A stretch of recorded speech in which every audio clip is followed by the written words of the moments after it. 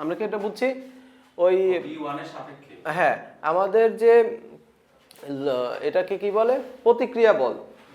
এই বলের কোনো হিসাব নর্মালি করা লাগে না, যদি প্রতিক্রিয়া বলের কথাটা বলে দেয়, এমনি বল কাউন্ট করার সময় করবা যে কয়টা বল আছে। কথা বোঝা গেল? আচ্ছা, ওইটা যদি প্রমাণের মধ্যে দিয়ে দেয় তাহলে এটা ইউজ করবো, প্রমাণের মধ্যে এরকম কিছু নাই। আচ্ছা, তাহলে এখন এটা কত হচ্ছে 0 p1 plus p2 cos alpha, এখানে কত হবে না, মাইনাস সাইন আলফা, মাইনাস ডাব্লু সাইন আলফা। এটাকে এবার শিফট করো, ওই যে 90 plus theta minus sine alpha সমান p1 plus p2 cos alpha. এটা হলো আমাদের 1 নম্বর, এটা হলো p1 বরাবর। এবার প্রথম চিত্র অনুসারে গেল, এবার দ্বিতীয় চিত্র অনুসারে। এটা হলো p1 বরাবর, এটা প্রথম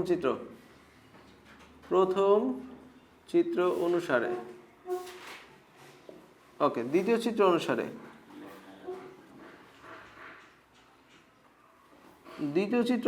কি হবে? এবার দ্বিতীয় চিত্র অনুসারে একই জিনিস বরাবর নাও, p1/2 এত বরাবর।